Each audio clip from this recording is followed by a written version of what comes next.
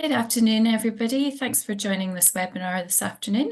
We are going to get started in just 30 seconds when we've given everybody a chance to join the session. Bear with us for now. Thank you.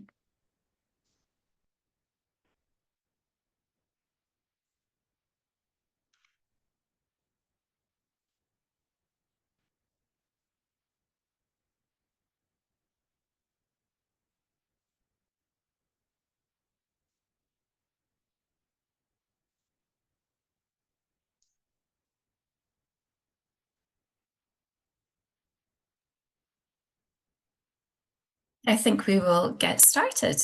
Good afternoon, everyone, and welcome to this webinar that's sponsored by techUK members Elastic, Microsoft, and Kyndryl, where we're going to be exploring the critical role of observability in powering energy and utilities. For those of you who don't know me, I'm Jill Broom, and I lead techUK's Cyber Resilience Programme, where we bring together industry and its key stakeholders to understand and address the challenges that certain sectors face when it comes to cybersecurity and resilience, and more broadly to ensure that cyber risks are mitigated, to ensure our critical national infrastructure and public services are protected as much as they possibly can be from malicious actors in this kind of ever-evolving threat landscape that we have. And with that in mind, we are delighted to be hosting this session where we're going to be taking a closer look at operational resilience of energy and utility companies. And in particular, we'll be talking about how artificial intelligence and modern cloud architectures empower those companies to minimise operational downtime and improve efficiencies in scalable ways. So we're going to hear about some real use cases, as well as finding out about how mature observability solutions across IT and operational technology drive the innovation of digital services at pace, and also how to manage the associated layers of complexity and also the increased risks. In a minute, I'm going to ask our panelists from Elastic, Microsoft, and Kyndryl to introduce themselves. But just a couple of quick points to make our audience aware of today. If you'd like to put any questions to our panelists during this live session, please do so using the Zoom Q&A functionality, and I'll pop those to the panel. You may have noticed that we are recording this session, and that is to ensure that others can have a chance to catch up with this topic at a later date. So if you're watching the recorded version and have a question, please feel free to reach out to the techUK Cyber Resilience team, and we will put you in touch with our panel. And speaking of our panel, I'm now going to ask them to introduce themselves and tell us a little bit about why the topics we're going to cover today in today's webinar are of special interest to them. So David, I'm going to come to you first. Thank you, Jill. My name is David Giard. I am a partner solution architect. What that means is I'm an architect that helps our partners, such as Elastic and Kyndryl, to build and design and deploy applications to the Azure cloud for themselves and for their customers. I'm very excited to be here. Thanks. Thank you, David. Seth. Hi, I'm Seth Rogers. I'm a solutions architect at Kyndryl. My background includes a couple of AI firms like OpenAI and Google DeepMind. And I'm also quite passionate about renewable energy. So I'm a SME in that space. I work for the UN, WCMC, decarbonisation. Thank you, Seth. And Simon. The third solutions architect on the call. Good to see you all. I'm a solutions architect at Elastic in the UKI team, and my focus for the last 3 years has been on energy and utilities in the UK. But my background is the last 15 years in monitoring and observability. But at Elastic, I also work on security as well. So SIM, extended detection and response, as well as monitoring observability and from cloud down to OT space as well. Great stuff. Well, thank you very much. A very esteemed panel that we have today. So looking forward to receiving your questions from the audience. So to set the scene and provide maybe a bit of context to start with, I think it's probably important to outline the environment that organisations and the utility sectors are operating within. For example, we know that the energy sector is experiencing unprecedented transformation from renewable integration to smart grids to rising consumer expectations.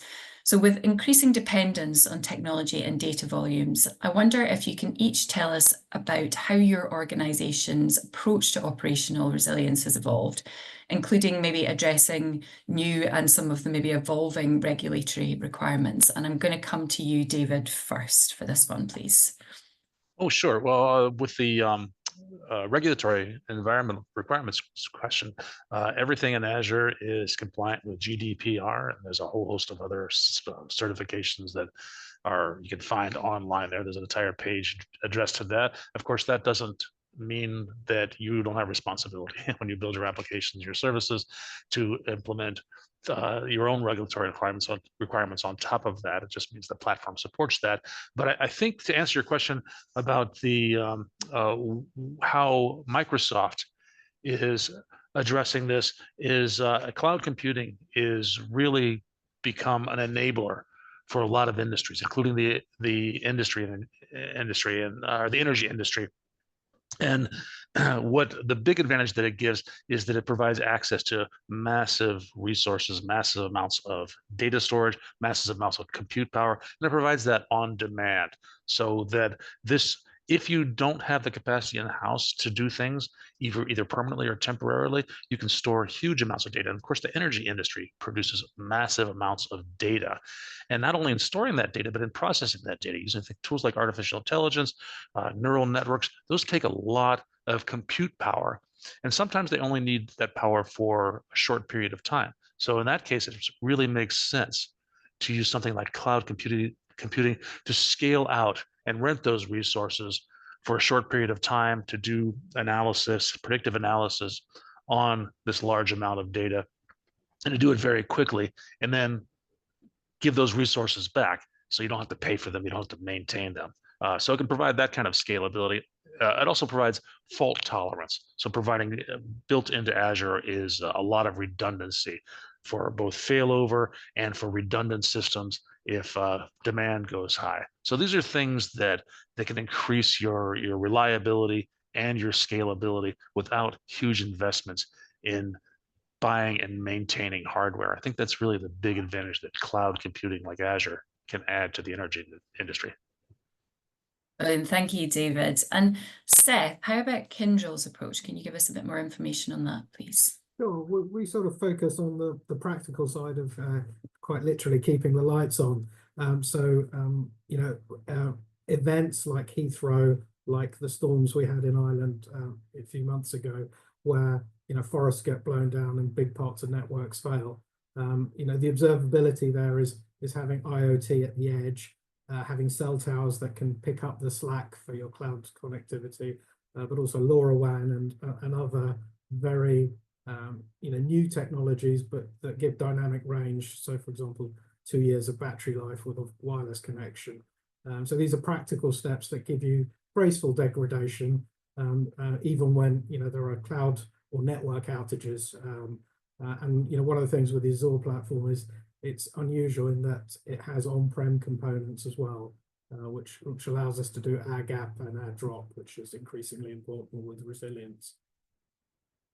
Thank you, Seth, and we'll delve into those things a little bit later. But Simon, I just want to give you an opportunity to come in as well and talk about Elastic's approach. Seth just reminded me of Project Loon. David, do you remember Project Loon? Seth? It was an Alphabet X project where during incidents where there was great power loss or network connectivity loss, they would launch balloons with independent cells on them to create a cell network in an area that had been devastated by a natural disaster. That was just getting back to me. For those who don't know Elastic, we're a scalable data platform with analytics on top. So that might add some context to my answers. I think to David's point, data is the kind of foundation of resilience. You need to get the data that's valuable to you, do something with it, and get value from it, because I think oftentimes there's a requirement to store data for 7 years, say, maybe in financial services it's 7 years, and maybe in regulated industries and the utilities it's 5 years. So there's a cost to storing that data. I think the other side of that coin is, can we get value from it? Can we learn from how our systems have behaved in the past, from the last 10 storms that we've observed? where we might see failures in the future and start being proactive about maintenance rather than reactive. So in terms of operational resilience, I think it's two things. Having as much data as possible is always good, but then getting value from it with machine learning and AI and all of the fun stuff that David mentioned as well. And then compliance and security and regulatory requirements. I think that's a whole webinar in itself, isn't it? But certainly being able to keep data in an area that you control, be it in private cloud, public cloud, or on-premise, or in a shared DC. Elastic can live in all of those places, by the way. It's making sure that the data's in the right place for you, given some of the comments that David made around renting compute rather than buying it. Great, thank you very much, Simon. And I guess coming to the principle of observability, broadly speaking, observability is the ability to always kind of see and know all the complex happenings within a network or systems through that data that you're talking about, Simon. But we want to kind of look at exactly what, look a bit further into what observability actually is and why it's important for organizations that provide essential services such as gas and electricity and water. So David, if I can come again to you first, how are observability solutions bridging the operational technology and IT gap and handling diverse utility environments? So from traditional systems to Internet of Things to air-gapped networks, what specific capabilities are transforming that operational visibility? Yeah, when we talk about observability in Azure, everything in Azure does log information. Everything you do there, it's captured as who did what, when it happened. There's a kind of a bare minimum amount of that goes on, and you can add to that. There are tools like Azure Monitor and Application Insights that can capture more information if you desire to. So getting things into a platform like Azure can help with that, help to analyze that data later on. When we talk about IoT, I think one important thing to bring up is edge computing. Edge computing provides processing that happens closer to a device. So if a plant is producing information about its production or its temperature or all kinds of setting and sending that to the cloud, then edge computing can provide a buffer between the cloud and the device. It can provide some intermediate processing if you don't want the latency of sending things to cloud. You want to respond very quickly. And it can also provide a buffering in case your connectivity to the internet goes down. So those things are really important. I know, energy companies tend to be risk averse, and keeping a buffer like that can be really a boon to this. It's not the same solution for everybody, but it's something to look at. And getting things to the cloud quickly is really important. I think, as Seth mentioned, is that we can use this power to be proactive rather than reactive. We can use an analysis within the cloud to analyze that data and do it very quickly. So if we can get information into the cloud in near real time, there are advantages to that because we can analyze it and respond in near real time as well, and capture things before they become a problem. Thanks, David. And Simon, thinking about sort of the evolution of observability, can you talk to us a little bit about that point, please? Yeah, I think it's probably worth defining observability really quickly because it didn't exist when I started my career. So monitoring was capturing signals and doing something with them. Observability is capturing signals and using them to understand the health of the systems that generate them. So that as a term has typically been applied to development of software applications. So your software application is emitting logs, metrics, traces, and we use that to understand the health of our application and its impact on users. But as a concept, it applies to wind turbines, to solar panel estates, to nuclear power stations. It's just taking signals and applying intelligence to them to understand the health of the system generating them.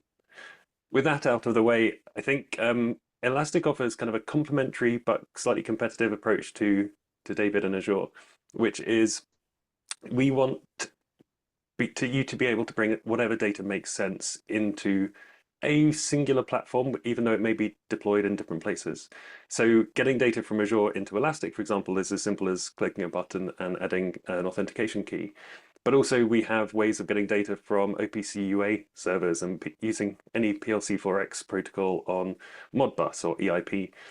So you can get all that OT data as well as the high-level cloud IT data into one place if you want it, but certainly into one technology stack so that you don't have to or learn all of the different tooling and have bespoke applications for different kind of Purdue layers within your infrastructure estate. So yeah, I think bridging OT and IT, even if the data doesn't touch each other, having it in a common platform makes a lot of sense for operational resilience and efficiencies. Yeah, absolutely. And Seth, you mentioned earlier on about air-gapped solutions. Can you tell us a little bit more about that in this context?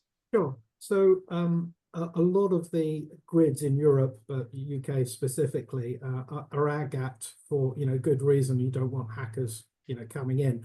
But at the same time, there's this tension because the grid needs to talk in real time to every other part of the grid because our electricity generation needs to exactly match our demand. If it doesn't, the voltage will get too high or too low and bad things happen. So there's a balancing act, but you're not allowed to connect, you're not allowed to plug them together for security reasons. So, having that platform of Elastic to do the drop ship and, that lingua franca of all these different systems is very useful. And then, as David was saying, having that ability to apply big compute to the big data, but also small compute to simple things like billing. So, in the old days, we just looked at our meters once a quarter, once a year, maybe. Now our smart meters are chatting all the time. And it's not that what we're doing in the past was wrong, that's fine and proper. But now our smart meters are doing dual or triple duty, managing solar, doing other things as well. So this is the challenge that we face. Thanks, Seth. And David, would you like to come back in there? Yeah, I would just want to add something on what Simon said, that he mentioned that there are tools that Elastic has that are, some of them build on top of what Azure does, and some of them are competitors to Azure. You have a lot of flexibility in how you're going to implement your solution, and a lot of it just depends upon what your needs are. You can use just put everything in Azure and use tools like Defender to analyze it and provide recommendations, or you can extend what's already there to take the data that's being captured and use a tool like Elastic has to do your analysis, to do your reporting, to do your predictions and recommendations. There's a lot of options there. You're not restricted in this. Well, thank you. And I guess thinking about sort of particular needs of different organizations, value and return on investment are absolutely critical for every sector when it comes to investing in cyber solutions, but perhaps even more so for organizations that can be faced with funding constraints, such as the UK's water utility sector. We've seen utilities implement solutions for ship tracking, power grid optimization, and water system monitoring. Can you share with us specific, use cases that actually demonstrate both that significant ROI and improved customer value, so we can get an idea of how this works in practice? Seth, if I can come to you perhaps first on this one. Yeah, so a simple one would be, when a customer puts solar on their roof. So if you did that 10, 15 years ago, most of what you generated was exported to the grid because we didn't have the smart technology to use it on property. Now with some of the Elastic tools that you can embed in IoT, we can capture that data in real time and process it locally, as David was saying, at the edge. And then that way the utilization goes up from 20% to over 90%. So what you generate on your roof, you can use locally in car, water, heating, things like that, without having to flick a switch because we're all busy. And so that's one example. And if you multiply that not just to one house, but millions of houses across the UK, you start getting the edges of a smart grid that's self-managing without any intervention from the grid providers. Great, thank you, Seth. And Simon, what about you? Can you give us another use case? Just go on Seth's point. I can't wait for smart meters to be the hub of the home. I feel like that's where we're trying to get to, where the smart meters will be able to stop the car charging because there's a drop in voltage in the grid and we need to preserve energy for somewhere else. I hope that comes sooner than I expect it will. But on smart metering, I think that's a really good example. Obviously, we have to be careful about sharing different customer use cases. But UK smart metering, or the UK smart metering rollout, was monitored by Elastic. So over 800 processes were being observed. The signals were being brought into Elastic to understand the health of the smart metering rollout. Everything from someone booking a visit or an energy company booking a upgrade, through to monitoring the engineer on site to make sure that the commissioning went successfully. So having that full end-to-end process of observability for such a high visibility project where any mistake might end up being headline worthy, means they get to resolve issues before they spread, and also keep efficiency high for that labor-intensive process of getting engineers on the road. And detecting leaks with water companies is quite a common one we have as well, because if you can see the flow rate and pressures within pipes, and you can model that over time based on the diameter of the pipes and the time of day and the day of week, you understand what your flow rates and pressures are expected to be. So you don't need someone to report that the ground is starting to lift, because you can detect it from the sensors around the network. So thank you. Some significant value offered there, I think. David, what about yourself? Have you got an example that you can give us? Sure. First, Seth, I love that example about capturing solar power in the smart grid and how that technology evolves. It shows that we're thinking about things like reducing our reliance on carbon fuels and using things like solar power a lot more efficiently. So thanks for bringing that up.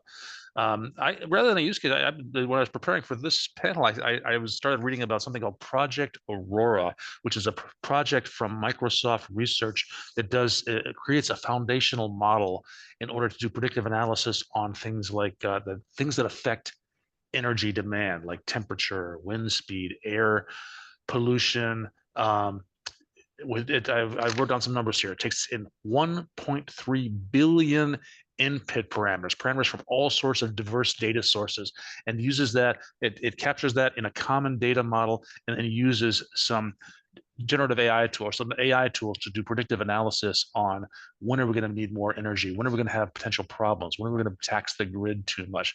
This is really powerful stuff here. If you just look for Project Aurora Microsoft, Google it with Bing, and you can find more information like I did on that. Brilliant. Thank you, David. And I think you've all outlined the real opportunity here that's offered with observability. And I'm going to actually put the first question that has come in from the audience to you all now, from Kevin. Are you seeing many organizations develop observability as a service capabilities? Oh, Simon, you've got your hand up. I don't know if you want to come in first on that one. So the answer to the question is 100% yes, but not as many as I'd like to see. I think we still have lots of distributed teams, especially kind of IT versus OT, where everyone works in their own little silos. But having an observability as a service team or platform, or even just a cross-functional team within an organization, means it's much more scalable. It's much easier to get data into a common schema, a common format that's been agreed upon by a committee or a board. And it means you get much more value out of whatever solutions you have. So no matter where your data is going and what you're doing with it, having a centralized team to look at it and to make recommendations and best practices, I think you can't go wrong. Great question. That's nice with the value piece. David. Yeah, there are, of course, there's a lot of monitoring tools that are going on inside of a platform like Azure, and I think it was Simon who pointed out the definition that observability is more than just monitoring. It's analyzing that data, doing predictions about it, and the one of the big challenges is that sometimes those systems that you're monitoring are across, they're different systems. And being able to predictions to say, hey, this system is producing these kinds of results, this person is producing this information here, and figuring out patterns between those. This can be either for predicting demand on your energy grid, but can also be for predicting hacks, potential hacks, threats into your system, because hackers are very smart. They will send emails, and then they will provide links to log into different systems. They'll move laterally within your organization, sometimes finding those patterns. So those kinds of systems are the really valuable ones. There are tools inside of Microsoft like Defender, which will look across the information, the logs across different systems, and try to predict patterns and discover patterns that are being used among those systems. But other folks are building similar systems like that. I would like to see more of that. Thanks, David. And Seth? Yeah, so on that, we're seeing a lot of that observability as a service. And what we tend to encourage is people to roll that up into like a Lambda architecture. So again, if we go back to the car charging example, how can you control the car if there's no internet to the house? And most EVs today have got direct radio connection. So we may know that at my house there's overproduction of solar, or that there's a shortfall, and we can switch the car on and off even if my BT line or my Virgin line has gone down, because the grid knows my car and can talk to it directly. So this kind of the idea of the smart meter breaking out of the box that the supplier gives you and jumping around into, there's bits of it in your car, there's bits of it in your heating. It is only made possible by the communications infrastructure that's there, and that shared data. Good, thanks, Seth. And I love that visualization as well, jumping between things too. I just wanted to actually move on slightly. And Simon, you mentioned earlier on data. Okay, now this is kind of the core of all of this, and we know that it is a really important strategic asset.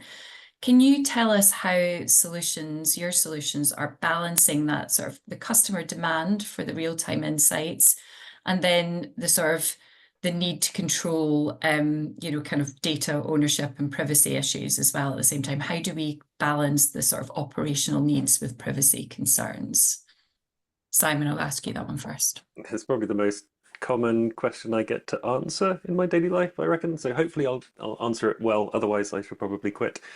So there's the bread and butter, the things that we have to do whenever we're treating data. So it's making sure it's encrypted in flight and at rest, that we have role-based access control with auditing to ensure that people should only be able to access the data that they have the privileges and rights to see. But then if someone does get access to data they shouldn't see, that we have an audit trail to see why, and we can resolve it, and we can write up the reports that will be required by our regulators.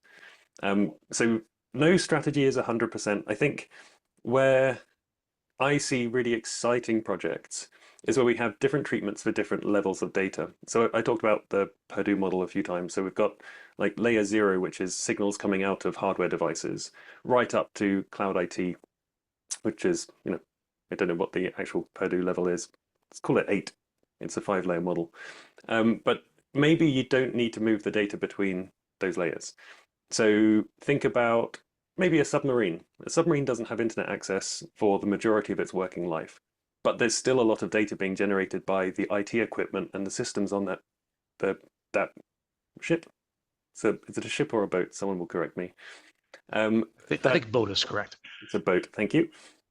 So all of that data is being generated and should be stored somewhere where we can analyze it and do predictive maintenance, because it's still a boat that needs maintenance just without internet access. So why not have an Elastic Observability environment on a submarine, or in an aircraft, or in an air-gapped environment, but then still be able to provide access to some of that data, given that we have some communication through the DMZ. And Elastic, we have a technology called cross-cluster search. It's a 3-letter acronym, we love them, but it just means that we can keep data residing at the layer where it was generated, but make it available to other environments given the right access control and API keys, which means you don't have to centralize all of your data into one place, which typically is an expensive operation to do, especially when we're generating terabytes or petabytes of data per day. Let's keep it close, keep it where we don't have to pay for huge amounts of transit across public internet. I think I kind of answered your question. Yes, I think David or Seth, would either of you like to add anything to that one? I'll speak to it from a Microsoft point of view. There's always been a focus on privacy and security. Tools like or frameworks like the well-architected framework for Azure include security as one of its pillars. But in the last year or so, Microsoft has implemented something called the Secure Future Initiative. I think it was in late 2023 that Satya Nadella, the CEO of Microsoft, announced this, which is essentially 3 pillars security by design, secure operations, and security by default, which includes things like implementing processes like encryption and multi-factor authentication and continuous monitoring, not only with the products that we're building, but also with the internal systems that we have. Implementing zero trust in everything we do, and then providing transparency in how the data that we're collecting is, where it comes from and how it's being used. And then for me personally, the way that this SFI, another three-letter acronym, Secure Future Initiative, the biggest thing that impacts me is that security is being emphasized to everyone at Microsoft as a priority. There's always trade-offs between one thing or another in software development. Well, if security, the message that we're getting drilled into us is that if there is a trade-off between security and anything else, security wins. And that's always the case. Sometimes we want to make things easy to use. So we'll turn off security, just make it easier to test, easier to use. Now, if you see products being released right now, security is turned on by default, and it's up to you to consciously turn them off, which might make it a little bit more challenging to use. But if you just implement things that are, then they'll close up a lot of those holes that might otherwise have occurred. And so, Seth, did you want to add anything? Yeah, I mean, some of the things we found, for example, with ESG, where we're collecting scope 1, 2, and 3 data from, say, smart meters across a large estate of thousands of buildings, is that obvious things like the idea that the owner of the building has access to the data in the smart meter is wrong, because it's actually whoever's leasing that property. So this goes back to David and Simon's point about that role-based access control, that the legal obligations that we have, and some of these things are counterintuitive. That I like to use that one, because you'd think as the owner of a building you'd have access to a smart meter, and unless it's in the lease agreement, that's not possible. Now the good news is, because of ESG and all these things, leases are getting rewritten. The industry is changing to share some of this information at the appropriate level. So as a species, we're learning to do this in a better way. Great stuff. I just wanted to now move on to talk about, this is quite a complex topic, really, and thinking about addressing the complexity angle, I guess both with now and in the future, as systems become more complex with AI components and increased connectivity. How are your solutions managing both that technical complexity and the cybersecurity risks, while you're enabling more kind of, I guess, proactive maintenance and downtime prevention at the same time? I think, David, I'll come to you first on that one. I think I answered the last one, the last question, which is that we're. Yeah, I think we've covered it slightly, but just to go over the points again if there's any. Sure. The points again are the Secure Future Initiative is the implementation that we're using, and it was a response to some security issues that happened that people were using Microsoft products, and they said, "Hey, why didn't we close these by default?" And so this is why we've put so much emphasis on security going forward and made it a higher priority than it ever has been in the past. And that's not an energy industry thing. That's across all industries there. So I think the idea behind this is that we want to build things that have security designed into them from the beginning. And you should too, as your IT departments are building solutions, then security should not be an afterthought. It should be something that is built in from the beginning, that's tested from the beginning. It's part of that whole development and deployment life cycle. Do Simon or Seth, do either of you want to add anything to that? I know we've touched on the complexity. Yeah, I'll add one thing, which is part of it's a double-edged sword, but part of the fun of working at Elastic is we have a security solution and an observability solution and search and some other stuff as well. But it means that we get to think about observability and security kind of hand in hand. So a lot of customers will say, these logs are common for our observability use cases and our security use cases. So let's bring them into the same platform, which makes a lot of sense, because then you have teams using the same data in the same platform, and it's a single pane of glass and a single lens. But from the AI bit specifically, I think this is fascinating how quickly the market has evolved. Just two and a half years since we started having household names, AI companies as household names. So over the last 12 months at Elastic, we've launched observability and security solutions for all of the major large language models hosted in the major cloud providers, plus open source, open telemetry based instrumentation for self-managed large language models, which means now you can see who's sending what prompts to the models.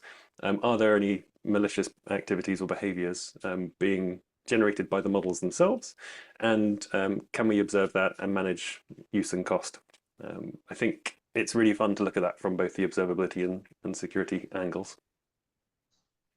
Seth, do you want to add something there? Yeah, sure. So one of the things we've seen in the last 5 years is we're able to deploy more autonomy to systems. So when things go wrong, it's a bit like having a trained dog. Before the dishwasher would explode or whatever it was, the substation would explode. But now we've trained them. When you see this bad thing and this happens, well, you can take that circuit offline. You can give it simple rules. And what we're increasingly finding is these systems are getting smarter, more and more local autonomy. So they're working as a group of transformers.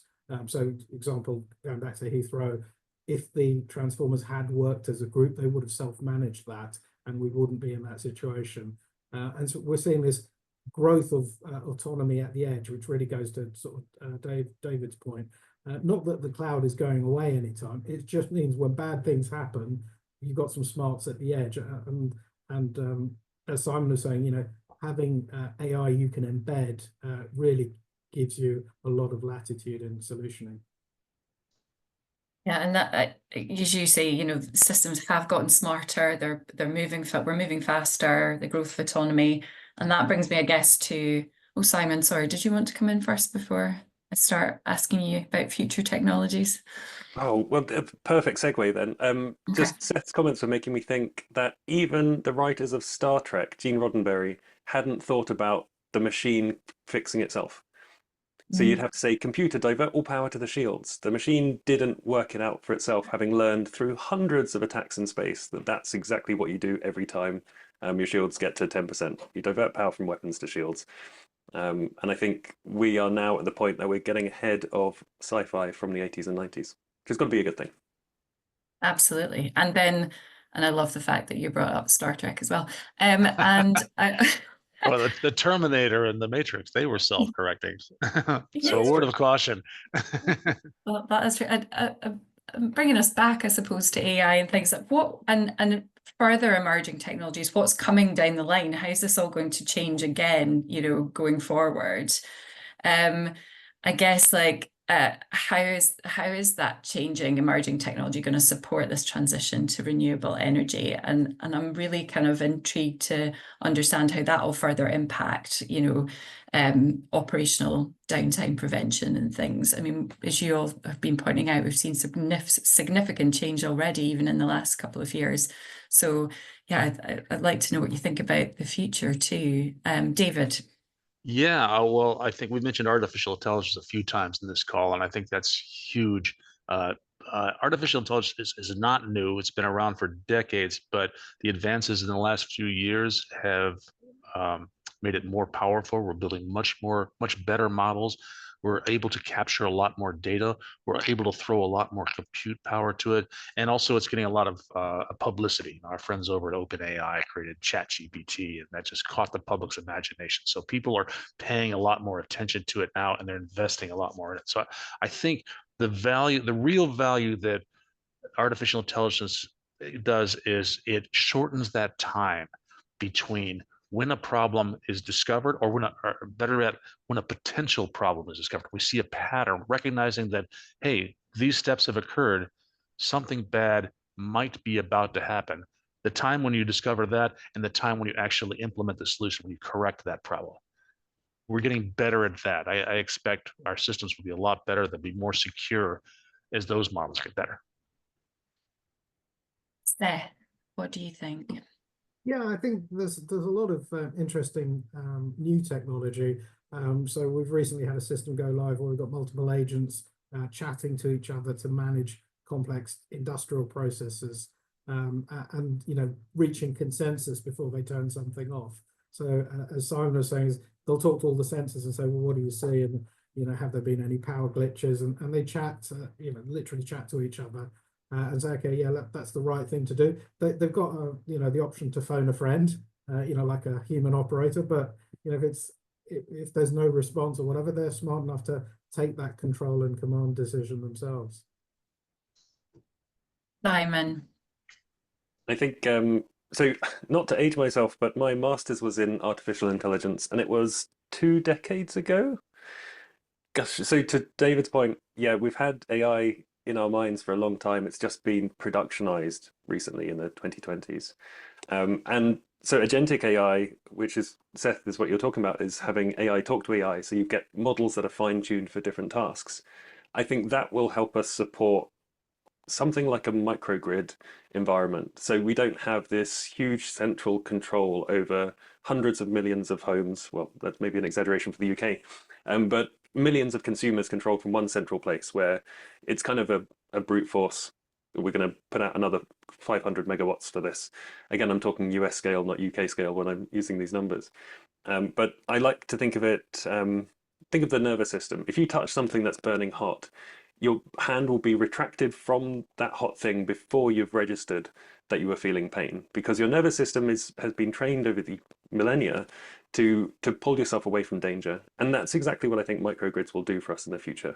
That will be kind of self-sufficient. And if there is a major power outage, to Seth's point, the cars on the road will start pumping power back into the grid to help out your neighbors down the road. And as much as we can automate the small scale, it will help us the automation of the large scale will come for free once we've done that. I'd love to see that as soon as possible. Brilliant. Thank you. For the record, my master's degree is way older than 2 decades. Right. Okay. Perfect. So let's Seth, are you going to tell us what your master's degree was? Yeah, just a quick one. We're in competition now. Well, no, just a quick one. To Simon's point about pulling your hand away from something hot. That's a perfect example of edge compute, because the way that works in humans is that's routed through your spine. Just like the reason you never forget how to ride a bike is you don't learn it in your brain, you learn it in your spine, and that reflex to take your hand away, that's actually a reflex neuron that's in your spine, and that's a perfect example of a local edge rule that's being applied that overrides your brain because you can't do that. And that's exactly the kind of system I was talking about that we're deploying in the power grid. We should rename this to the metaphors and analogies I panel. was going to say that is actually a very helpful analogy and helps everyone picture it nicely in their minds. So thank you, Seth. I think I wanted to just cover as well maybe some of the practicalities, I guess, around all of this too.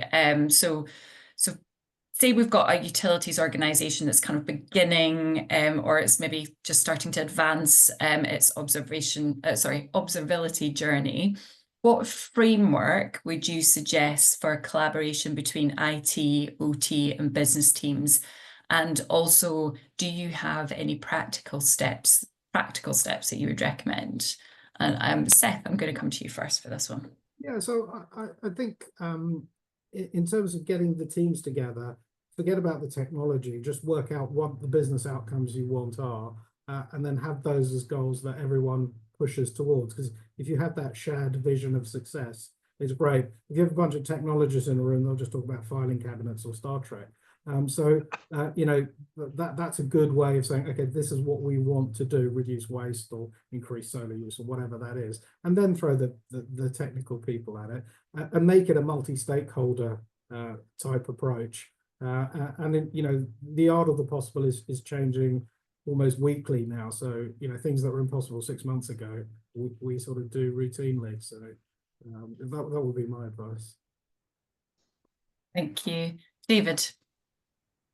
Yeah, I totally agree. Step one should be getting the stakeholders in the room and define what your vision is. What exactly is it you want to accomplish before you set out doing anything else?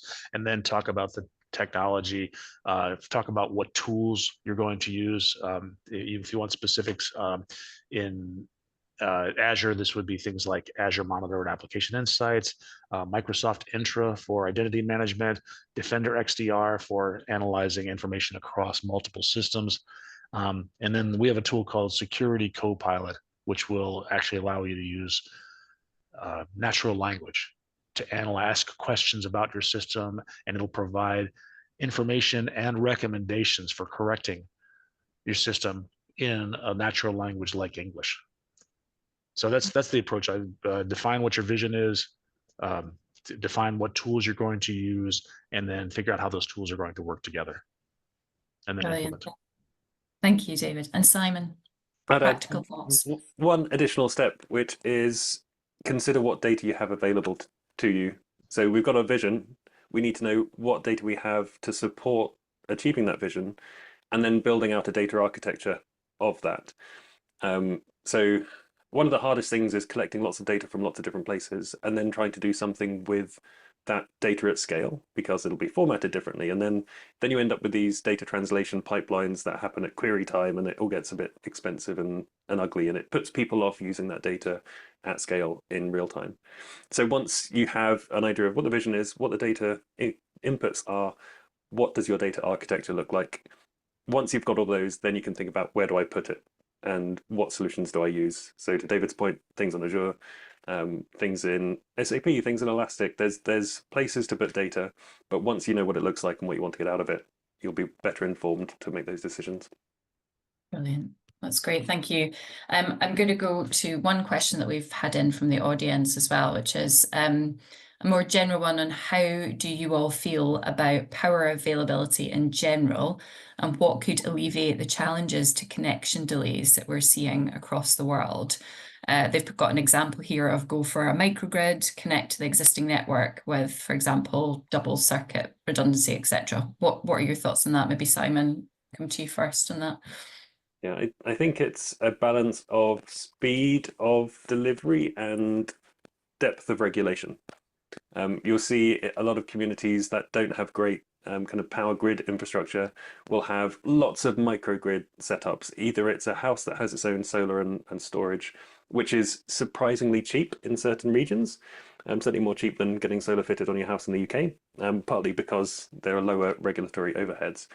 But then moving towards a village coming together to just to get clean water and to get energy, even if that energy is only in one building within the village, so people can charge up their mobile phones to get access to information and the World Wide Web at large. I think it's up to regulatory bodies to help us determine the best way to do it, but I'm not on the ground, so I'll let others chime in as well. Steph, how about yourself? I think you've got a view on this. Yeah, so I think in terms of future trends, if you imagine a donut around the equator of the Earth, and that donut is where solar, battery, and wind is the cheapest form of energy, nuclear, whatever. It's that donut, obviously, at the equator, it's the cheapest. But every year that donut gets wider and wider. So 2 years ago, it hit that sunny place called London and Boston. So even in latitudes as far north as London and Boston, solar, wind, and batteries are the cheapest form of energy. So running the clock forward, that donut's just going to get fatter and fatter. And areas, I used to work at BP, and there were areas like northern Canada and parts of Australia and the Gold Coast that we thought wouldn't be livable when oil hit $200 a barrel. Now that model was done 15, 20 years ago and didn't put solar into the equation. It turns out that actually solar works really well at -20 degrees in parts of Alaska and northern Canada, and the Gold Coast is covered in sun anyway. So our thinking about what's livable has actually changed because the technology has moved on so much. Great, thank you, Seth. David, do you have any points to add to that?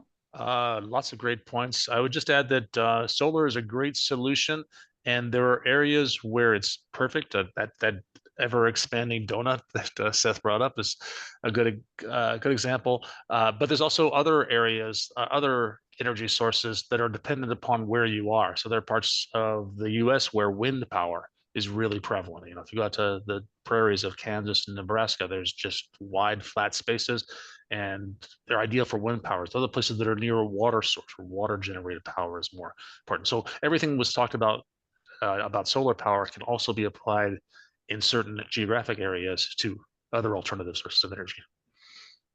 Brilliant. Thank you very much. There is another question. This just gives you a chance to highlight any other use cases as well. What are the use cases for observability as a service for security, other than the one that you mentioned earlier, David, that is highly utilized by energy and water, especially with OT, where most of the logs are on-premise remote location? Do you have another example you can give us? I'm going to pass this on to my friends on the panel. Yeah. So observability and security are closely linked, as I said before, but generally different teams with different outcomes. But with OT devices, we are seeing more IT connectivity for OT devices. So I was working with an energy company recently where their transfer switches were becoming internet connected. Which for them is a significant concern, because if someone gains access to a transfer switch by propagating across the network from the internet connected device, that's critical national infrastructure which needs to be protected. So alongside the observability of that information, those switches looking at frequencies and voltages and currents, we can also collect the logs of who's accessing what machine, what users are doing, what users are running which processes, downloading and uploading which files, because the machine itself will be doing things. It will be sending data up to the internet connected device, which is helpful for us for kind of global observability, but it also opens that back door. So having the same solution collect all of that data just makes sense, because you've already got the security, governance, compliance sign off for that software. So let's just collect a little bit more data to apply that security lens to the environment we're already observing. Great. Thank you, Simon. Seth, do you have anything else to add there? Yeah, I mean, one thing, just a sort of nuance point on what Simon is saying. With the advent of edge AI, we're able to put agents into these edge devices, not just to do aggregation to tell you what generation or power voltages were over the last hour, 10 hours, 3 days, but you can say, actually, if you see this kind of thing, whatever it is, an access panel being opened out of ordinary hours, or local access panels being opened multiple times, that suggests it's a Russian who's walked across the border and is doing something they shouldn't be doing at a Swedish water pump. I was in Sweden a couple of weeks ago, and that's a problem they have. They get the Swedes get across because they have to boil water, and the Russians just come over just for fun and spoil their system. So deploying that kind of embedded AI can detect the difference between an engineer doing some work and someone who's not an engineer, shall we say, helping themselves to what are assets that aren't protected. We can't put barbed wire fences around the entire electrical grid. So we have to have softer technology in place. And this enables all of that, not just the fault tolerance, but also major aspects of security. Brilliant. Thank you, Seth. Now we are coming to an end for this session this afternoon. So before we do, I just wanted to really kind of pick up again on that sort of future piece and put one final question to you all. If we were to reconvene in 5 years' time, what would success look like for the energy and utility sector in terms of this operational efficiency and resilience? And David, I'm going to come to you first on this one. 5 years, I would like to see much less reliance on carbon-based fuels, a lot more reliance on alternative energy sources, solar power, wind power, water power, things that have less of an impact on the environment, and things that are more renewable. That's my dream. And I think we're moving in that direction. I wish we were moving a little bit faster. Yes, me too. Thanks, David. Seth? So I think just to reiterate what David was saying, in the last 20 years, we've gone from less than 3% of the electrical power in the UK being renewable to over 70%. And if you look at it in a global context, we've gone from less than 1% to over 50% globally. So that's US, Africa, absolutely everywhere. So this is a global phenomenon. And so in the future, you know, you're looking at grids that are 90x% renewable with, you know, basic load provided with other technologies. But we'll also see a volumetric decrease in price, which we've not seen, which will enable electricity use for other things, because the marginal cost of electricity is heading to zero.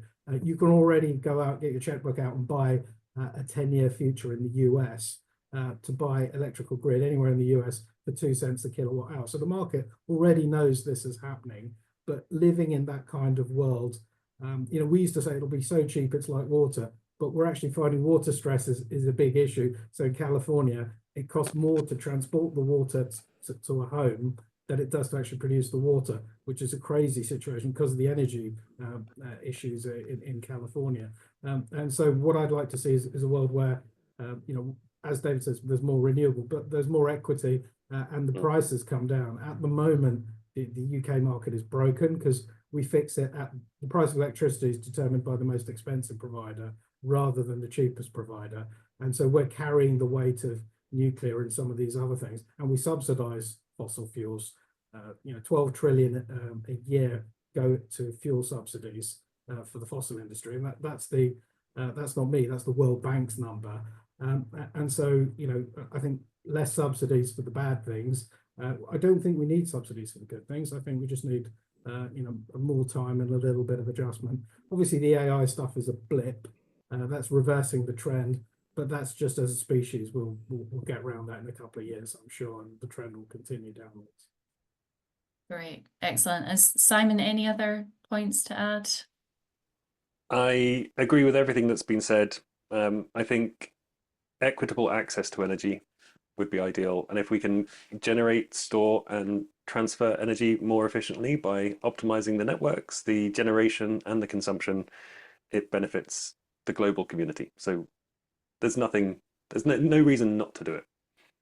Absolutely. No, thank you. And I think that's a very good point to end on. So thank you very much to our 3 fantastic panelists today. Simon from Elastic, Seth, Kyndryl, and David from Microsoft. It's been a really interesting conversation and lots of useful insight and food for thought on the role of observability in powering energy and utilities, and all of those other interesting bits and pieces that we've managed to cover in the discussion today as well. As I mentioned at the beginning, if you'd like to reach out to any of our speakers, please do get in touch with the Cyber Resilience team at techUK and we'll be sure to connect you with them. But for now, I just wanted to thank you for joining us as well. And I hope we all get to catch up on another webinar soon and have another interesting conversation like this one. Thank you very much. Take care. Thanks, Jill. Thank you. Bye-bye.